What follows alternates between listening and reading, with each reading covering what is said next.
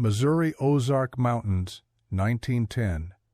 The Mountain Sisters' horrible bed experiments. Two isolated sisters lured 39 men with promises of work and shelter, then forced them into a bed in their cellar. The men never left. Mail went uncollected. A boy found carved symbols buried in dark woods. When Deputy Vance finally entered their home, he discovered the iron bed with leather restraints bolted to every corner and a locked ledger, 39 names. 39 cold experiments. Clinical notes on forced practices and pregnancies that silenced the courtroom. This is how their twisted secret finally surfaced, through ink, bone, and a deputy who refused to look away. Both sisters paid a terrible final price. But what drives women to turn men into experiments, and was any punishment truly enough? Tell me in the comments where you're watching from and if you're brave enough for this journey. Subscribe so you don't miss stories that reveal the darkest corners of human nature. The fall of 1910 arrived cold and early in the Missouri Ozarks, and with it came a gnawing unease that postal carrier Silas Croft could no longer ignore. For months, unclaimed parcels had been accumulating in his sorting room, each one addressed to men who had supposedly taken work at the Kane homestead deep in the hollow they called Kane's Gap. A pocket watch ordered from a Chicago catalog sat gathering dust, paid for but never retrieved. A set of work gloves from Street.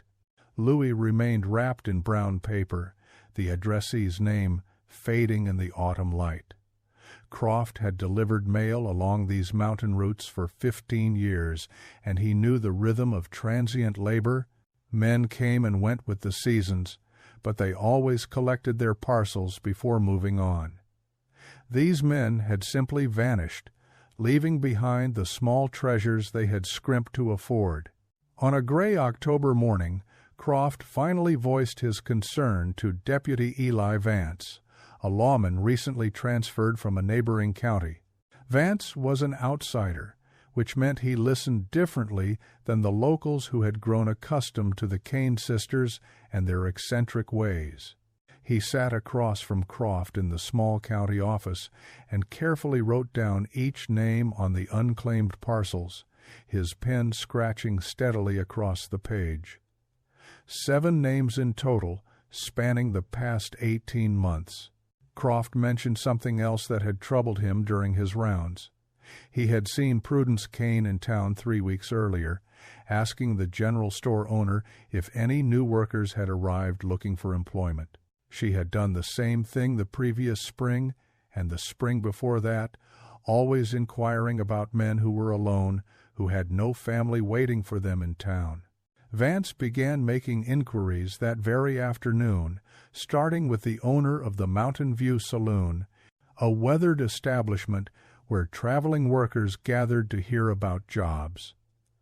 The owner remembered a logger named Thomas Hewitt, who had been drinking there in late spring, celebrating a stroke of good fortune. Hewitt had told everyone at the bar that he had secured work with the Kane sisters, who were paying top wages for help clearing timber and mending fences before winter set in. The logger had described Prudence Kane as a gentle, soft-spoken woman who had approached him outside the general store with her offer. He left town the following morning with his bedroll and tools, heading up the narrow road toward Kane's Gap. No one had seen or heard from him since, but the saloon owner admitted he had simply assumed Hewitt had moved on after the work was finished, as such men often did. Vance pulled the county census records and land deeds, spreading them across his desk in the fading afternoon light. The Kane property encompassed 200 acres of dense woodland and rocky terrain, isolated by geography and by choice. Elspeth and Prudence Kane were the daughters of Dr. Cornelius Kane, a physician who had been driven from Street. Lewis, in 1892, after publishing controversial theories on human breeding that were denounced by the medical establishment as dangerous pseudoscience. The family had retreated to this remote hollow, and after the parents' deaths, the sisters had remained, living in total seclusion, except for Prudence's occasional trips to town for supplies. The locals viewed them as harmless oddities, spinsters who kept to themselves and bothered no one. But Vance was beginning to see a different pattern emerging from the fragmentary evidence before him. He expanded his search, visiting 3 neighboring towns and speaking with sheriffs who kept sparse records of transient workers. In each location, he found similar stories. A miner had mentioned taking a job at a remote farm run by 2 women in the mountains. A farmhand had told his boarding house owner he was headed to Kane's Gap for winter work that would pay enough to send money home. A young carpenter had packed his tools and walked up the mountain road, never to return. The local sheriffs had noted the reports, but dismissed them with the same reasoning. Drifters were unreliable, and the mountains were unforgiving. Men left, or they got lost, or they decided to move on without telling anyone. No one had connected the disappearances because no one had been looking for a connection. By late October, Vance had compiled a list of 14 men who had last been seen heading toward or mentioning work at the Kane homestead over the past 8 years. 14 names, 14 uncollected lives that had dissolved into the mountain silence. He brought his findings to the county sheriff, who remained skeptical but could not entirely dismiss the deputy's methodical documentation. The sheriff agreed to one thing. Vance could pay a visit to the Kane sisters, ask some questions, and see if any of these men had actually worked there. It was a small opening, but it was enough. Deputy Eli Vance closed his notebook, buttoned his coat against the coming winter, and prepared to ride up to Kane's Gap, where something far more monstrous than anyone could imagine was waiting to be discovered. Deputy Vance rode up to the Kane homestead on a cold November morning, the narrow mountain road twisting through stands of bare oak and hickory that seemed to lean inward, closing off the sky. The property sat at the end of a long, rutted drive, a 2-story clapboard house flanked by a barn and several outbuildings, all painted a weathered gray that blended into the November fog. He dismounted and tied his horse to a post, noting immediately that the place was too quiet. No chickens scratched in the yard, no livestock moved in the pastures. For a farm that supposedly hired men for heavy labor, there were no signs of recent work, no fresh-cut timber stacked for winter, no mended fences visible from where he stood. Prudence Kane answered his knock with a soft smile that did not reach her eyes. She was a slender woman in her late 30s, dressed in a plain gray dress with her hair pulled severely back. Behind her in the dim hallway stood Elspeth, taller and broader, her face carved from stone, her gaze fixed on Vance with an intensity that made his hand unconsciously drift toward his sidearm. Prudence invited him inside with the careful politeness of someone who had practiced the words many times before. The parlor was immaculate, almost sterile, with none of the comfortable clutter that marked a working farm. Medical texts and journals lined the shelves, their spines embossed with titles about physiology and heredity that seemed out of place in a remote mountain cabin. Vance began with simple questions, asking about the men on his list, inquiring if any had worked for them in recent years. Prudence answered in a measured voice, admitting that yes, they had hired seasonal help occasionally, but the work was always short-term and the men moved on quickly. Elspeth stood silent, her arms crossed, watching every word her sister spoke as if monitoring a script. When Vance asked about Thomas Hewitt specifically, the logger from the saloon, Prudence's smile wavered for just a fraction of a second before returning.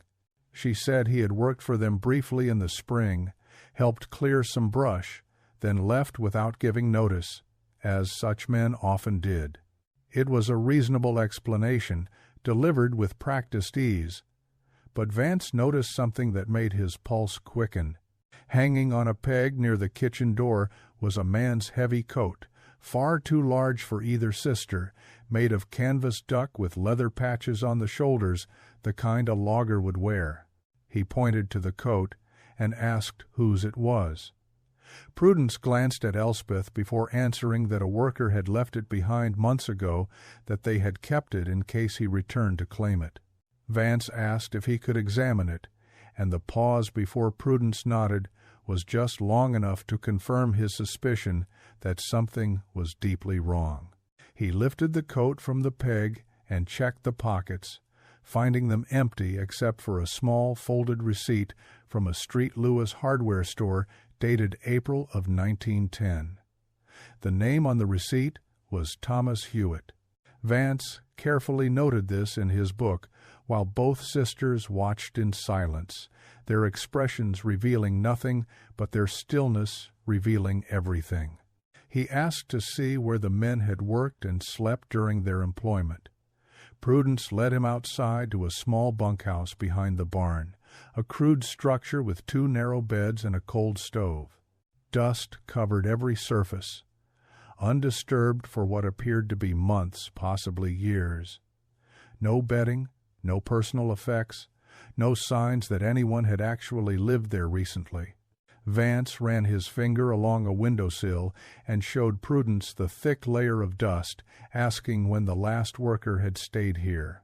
She stammered slightly, saying it had been quite some time, that perhaps she had misremembered how recently they had employed help. Elspeth remained at the main house, watching from the porch, her figure dark against the gray wood. Vance's break came not from the sisters themselves, but from pure chance. As he prepared to leave, a young boy emerged from the tree line at the edge of the property, carrying a brace of rabbits he had been hunting. The boy froze when he saw Vance's badge, clearly afraid he had been trespassing. Vance assured him he was not in trouble and asked what he was doing so far up the mountain. The boy explained he often hunted in these woods because game was plentiful, then hesitated before adding something that would change everything. He said he had found something strange deep in the forest behind the Kane property, maybe a quarter-mile past the fence line. A patch of disturbed earth with dozens of odd wooden markers carved with symbols he did not recognize. He thought maybe it was some kind of old Indian burial ground, and had left it alone out of respect, but it had troubled him because the markers looked recent, the wood not yet weathered gray. Vance asked the boy to show him on a map where this site was located, and the child drew a crude sketch in the deputy's notebook, marking the approximate location relative to the main house. Vance thanked him and sent him on his way, then turned back to study the Kane homestead with new eyes. The sisters had withdrawn into the house, and he could see them watching from a window, 2 pale faces behind rippled glass. He had no legal grounds yet for a search warrant, but the coat, the unused bunkhouse, the unclaimed mail, and now this mysterious burial ground were beginning to form a picture that made his blood run cold. He rode back to town that evening with Thomas Hewitt's receipt folded in his pocket and a terrible certainty growing in his chest that the 14 men on his list were only the beginning. Within 3 days, Vance had secured a warrant. He returned to Kane's Gap with the county sheriff and 2 deputies, armed with the authority to search the entire property. What they found in the farmhouse cellar that gray November afternoon would expose an evil so profound that it would haunt the Missouri Ozarks for generations. Descending the narrow stone steps into the cool darkness below, Vance's lantern fell upon an iron bed frame bolted directly to the cellar floor. Heavy leather restraints hung from each corner post, worn smooth from use, the buckles still functional, the straps still strong. The bed faced a small wooden table covered with glass vials, rubber tubing, and instruments that belonged in a medical examination room, not a farmhouse cellar.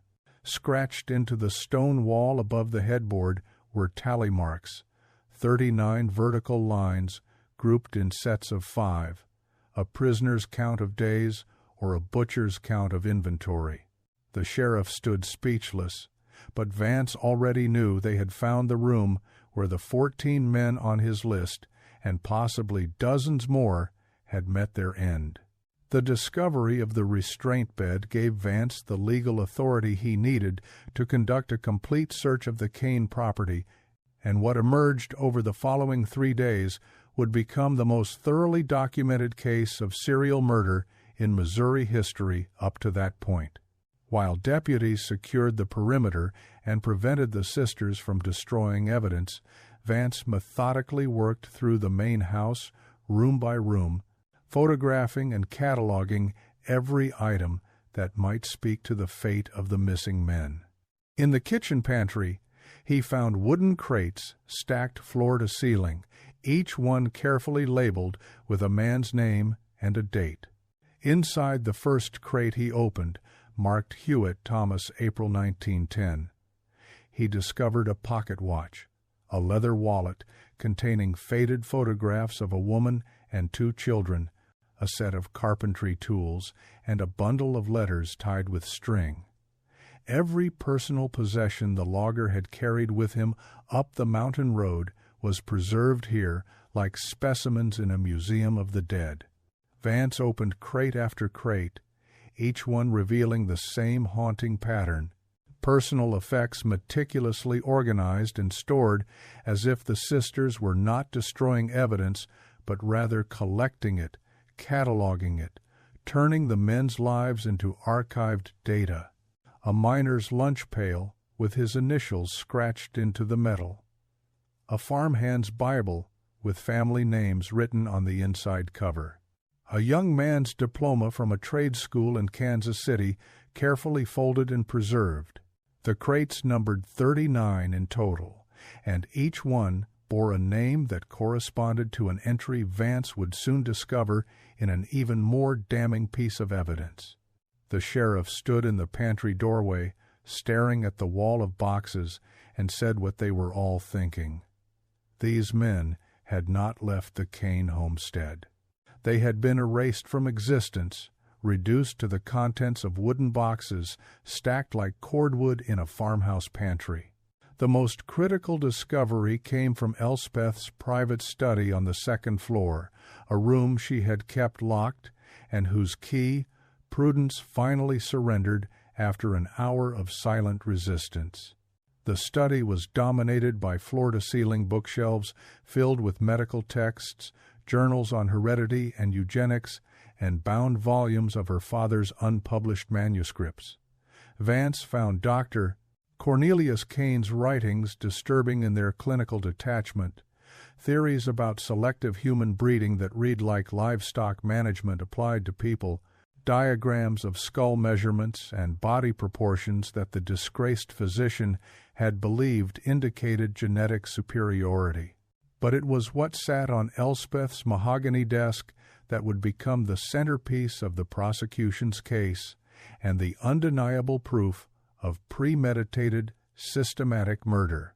A thick, leather-bound ledger with the words, "The Order Ledger," embossed in gold on its cover, lay open to a recent entry, the ink still dark on the page.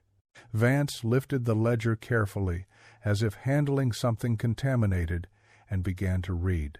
The first entry was dated March of 1902, nearly 9 years earlier, and detailed a man named Robert Marsh, aged 26, described as having robust constitution, dark hair, brown eyes, strong jaw structure, estimated vitality quotient of 8.3.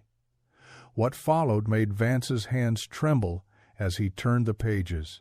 Clinical notes on what Elspeth coldly termed experimental protocols, descriptions of forced intimate contact phrased in detached medical terminology that could not disguise their true nature as systematic rape.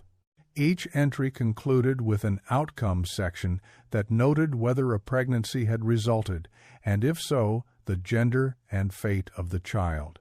Entry after entry recorded the same horrifying pattern: conception, gestation period, birth, and then a single word written in Elspeth's precise hand: terminated. The ledger contained 39 complete entries, each one corresponding exactly to a crate in the pantry, each one representing a man who had been lured, imprisoned, violated, and murdered in service of a grotesque eugenic experiment. The entries were numbered and cross-referenced with symbols that Vance initially could not decipher until he remembered the wooden markers the hunting boy had described in the forest. He immediately ordered deputies to follow the boy's crude map to the burial site, and what they unearthed that afternoon confirmed the ledger's most unspeakable revelation. In a cleared area deep in the woods behind the property, they found shallow graves marked with carved wooden symbols, each symbol matching a notation in the ledger's outcome column. The graves contained the skeletal remains of infants, dozens of them, each one a child, conceived through violence and destroyed when it failed to meet Elspeth's impossible standard of genetic perfection. The county coroner would later count 43 infant remains in total, some entries in the ledger having recorded multiple pregnancies from the same victim before his eventual murder. Vance documented every page of the ledger with photographs, knowing that this evidence alone would seal the sisters' fate in any courtroom.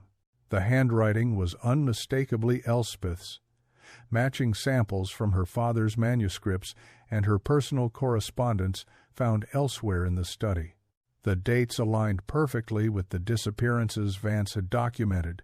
The physical descriptions matched known details about the missing men, and the clinical notation of disposal methods left no doubt about their ultimate fate.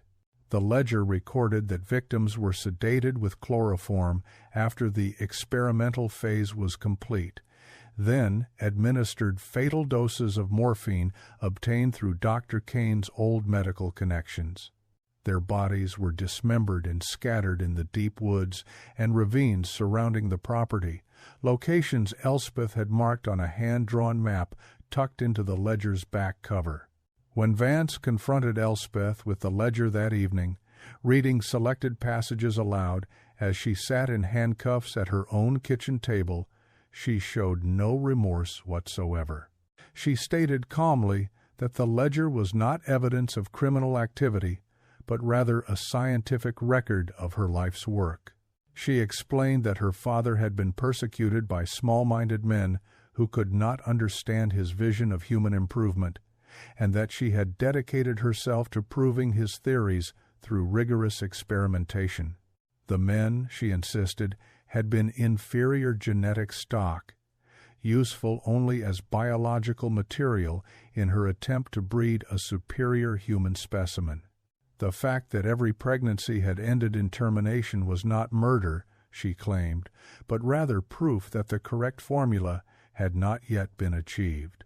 Prudence sat across from her sister, tears streaming down her face, but Elspeth's expression remained as cold and clinical as the entries in her monstrous journal. The sheriff formally arrested both sisters that night on 39 counts of murder. As deputies led them to the wagon that would transport them to the county jail, Vance remained in the study, reading through the ledger one final time by lamplight.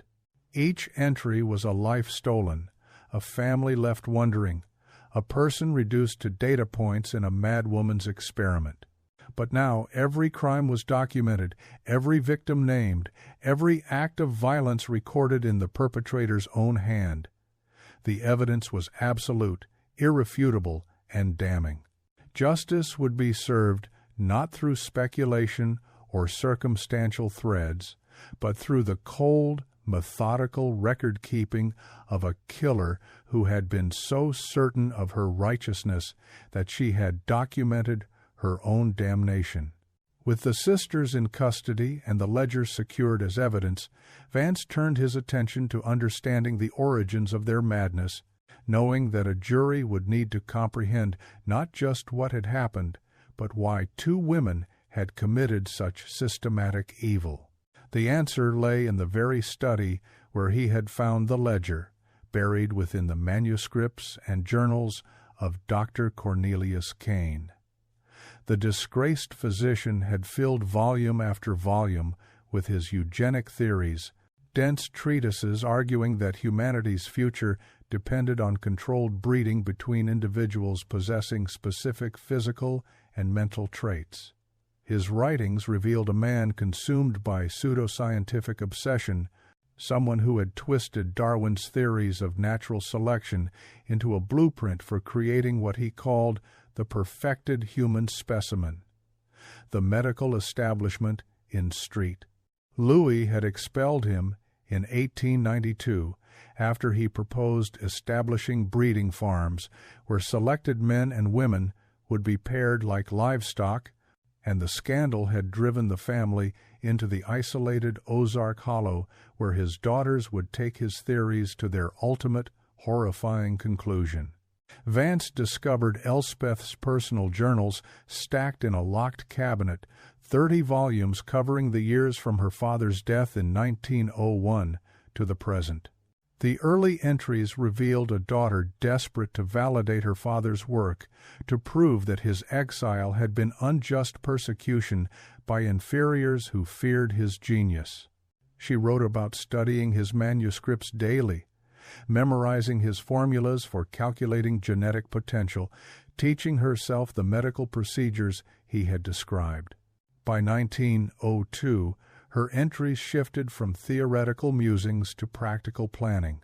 She wrote that she and Prudence possessed what their father had called pure static blood, untainted genetic material that could serve as the constant in breeding experiments. What they needed were male subjects possessing the physical vitality markers their father had identified, men who could be tested systematically until the correct combination produced the superior offspring their father had envisioned. The journals documented how Elspeth had designed the entire operation with chilling precision. She recognized that transient workers were ideal subjects because their disappearances would raise minimal suspicion in communities accustomed to men drifting from job to job. She assigned Prudence the role of recruiter because her younger sister's demure appearance and gentle manner made her trustworthy in ways Elspeth's stern intensity could never achieve.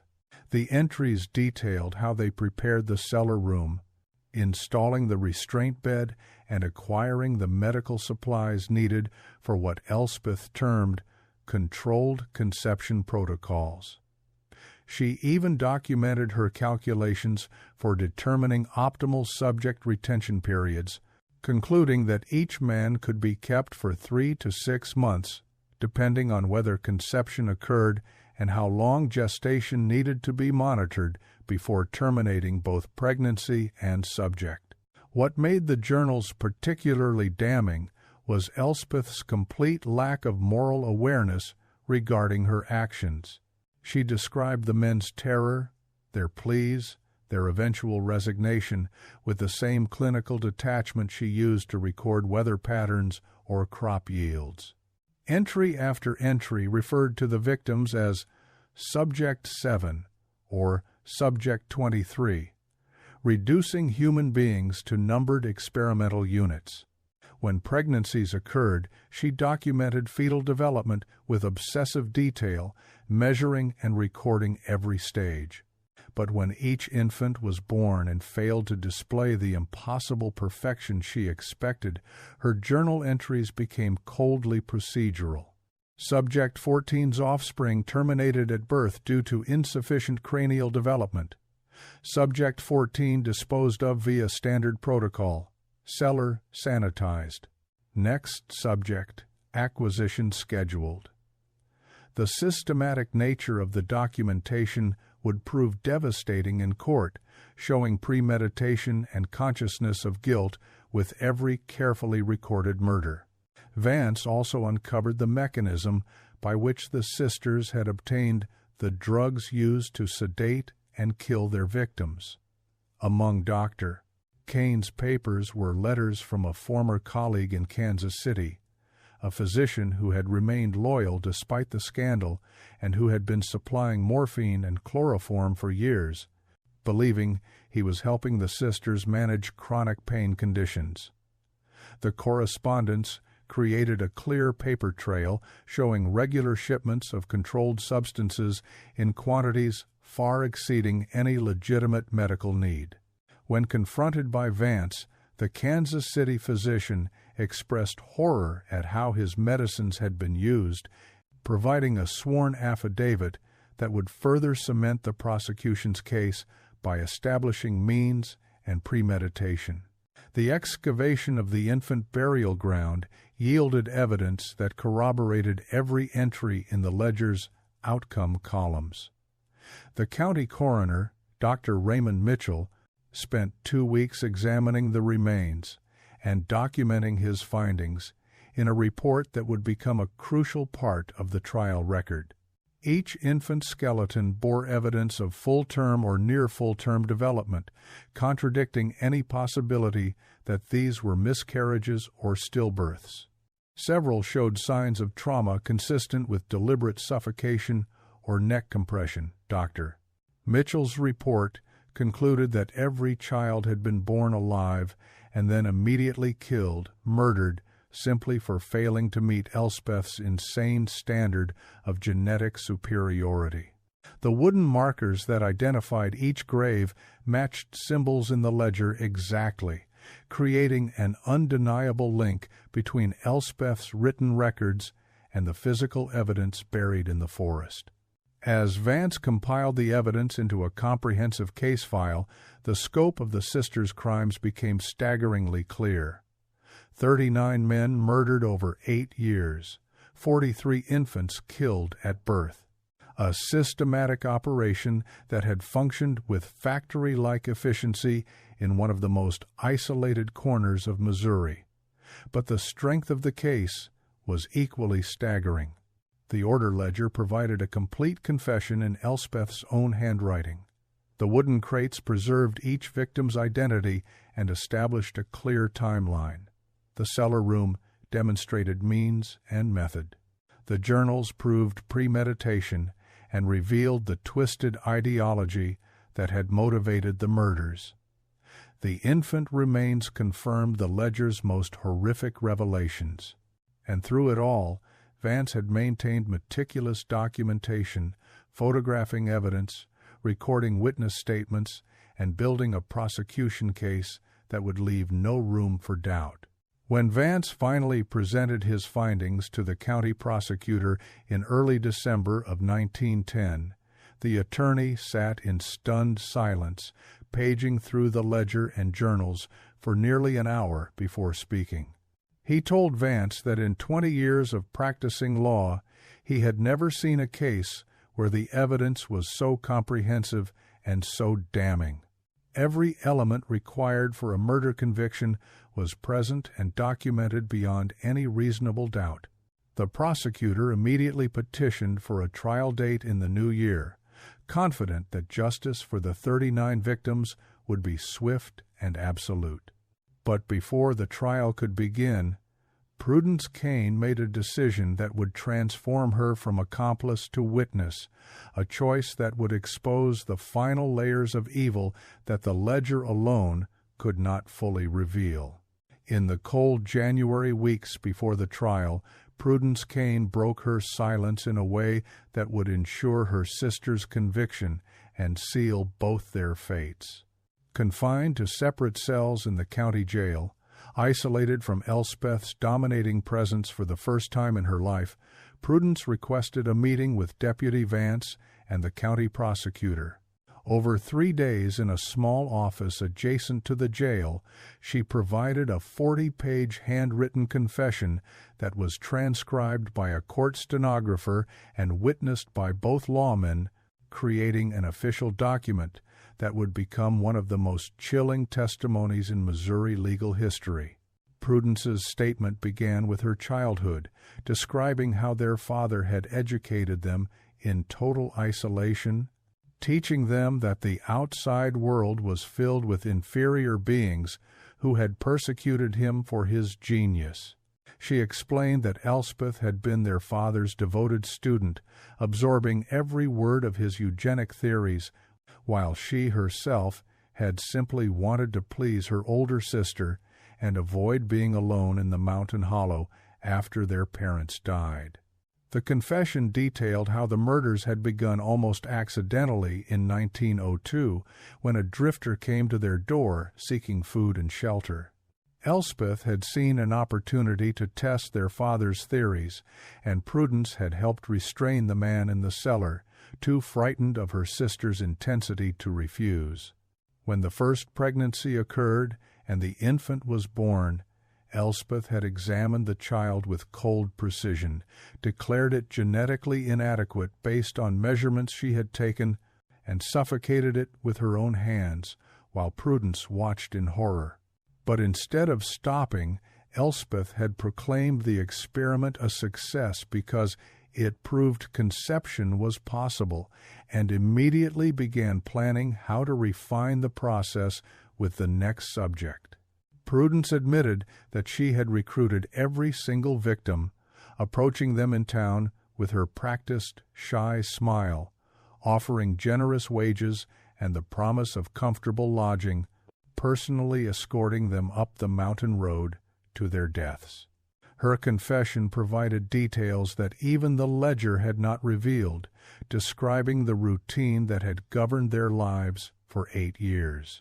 Each man was drugged upon arrival with chloroform-laced water, then awakened in the cellar, restrained to the iron bed. Elspeth would perform what she called vitality assessments, clinical examinations that she recorded in the ledger with scientific detachment. The forced intimate contact followed protocols their father had outlined in his manuscripts, timed according to Elspeth's calculations of optimal fertility periods. Prudence's role was to monitor the subjects between Elspeth's sessions, providing minimal food and water, emptying chamber pots, and ensuring the restraints remained secure.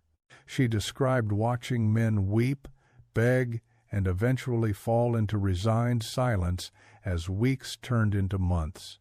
When pregnancies occurred, Elspeth would become animated, certain that each one might finally produce the perfected specimen, but each birth ended with the same cold measurement, the same pronouncement of failure, the same act of infanticide.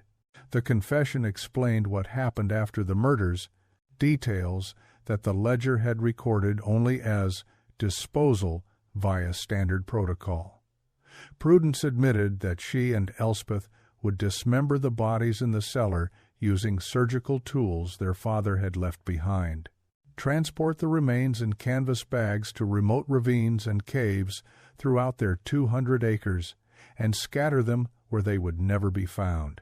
The personal belongings were carefully catalogued and stored because Elspeth believed they might prove useful for future genetic research, a perverted archive of the men whose lives she had stolen.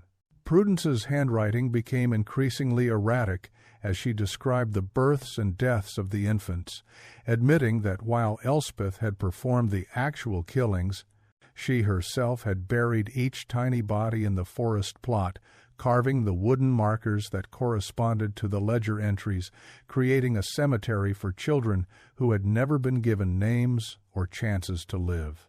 The trial began in March of 1911 in the county courthouse, drawing spectators from across Missouri and reporters from as far as Chicago and New York. The prosecution's case was devastating in its thoroughness, presenting the order ledger page by page, while families of the victims sat in the gallery weeping. Court transcripts record that the reading of the ledger alone took 3 full days, each entry a litany of horror that silenced the packed courtroom. Prudence testified against her sister for 2 days, her confession read into the record, and her verbal testimony filling in details that made jurors visibly ill. She described how Elspeth had remained calm and methodical throughout every murder, how she had spoken to the victims as if they were livestock, how she had shown more emotion over failed pregnancies than over the deaths of grown men begging for their lives. Elspeth refused to testify in her own defense, but her attorney entered the journals and her father's manuscripts as evidence, hoping to establish insanity. The strategy failed catastrophically. The jury heard Elspeth's own words describing her experiments as logical extensions of accepted scientific principles, saw her meticulous calculations and careful documentation, and concluded that she had known exactly what she was doing and had simply believed herself above moral law. The defense's own evidence proved consciousness of guilt, premeditation, and a systematic approach to murder that could not be dismissed as madness. After deliberating for less than 4 hours, the jury returned guilty verdicts on all 39 counts of first-degree murder for Elspeth and 39 counts of second-degree murder for Prudence, acknowledging her cooperation but recognizing her essential role in every death. The sentencing hearing brought the victims' families to the stand, many speaking publicly for the first time about sons and brothers who had vanished into the Ozark Mountains. Thomas Hewitt's widow testified through tears about the 2 children who would never see their father again, displaying the photograph that Vance had found in the pantry crate. A miner's elderly mother spoke about the letters her son had sent promising to come home with money saved, letters that had stopped abruptly 3 years earlier. The judge listened to every testimony before pronouncing sentence. Elspeth Kane was condemned to death by hanging, the execution to be carried out in the county seat within 90 days. Prudence Kane was sentenced to life imprisonment without possibility of parole to be served at the Missouri State Penitentiary. Court records note that Elspeth showed no reaction to her sentence, while Prudence collapsed, weeping into the arms of the bailiffs who led her away. Elspeth Kane was hanged on June 15, 1911, before a crowd of over 200 witnesses. Her final statement, recorded by the attending chaplain, expressed no remorse. She declared that her work had been in service of human advancement and that history would vindicate her father's vision. The trapdoor fell at precisely 10 o'clock in the morning. Prudence lived for 41 more years in prison, never receiving a single visitor, never speaking about the crimes except in letters to Deputy Vance, apologizing for her cowardice and weakness. She died in her cell in 1952, a forgotten woman who had helped orchestrate one of the most horrific series of murders in American history. The Kane homestead was burned to the ground by townspeople in the summer following the execution, the land returning to forest.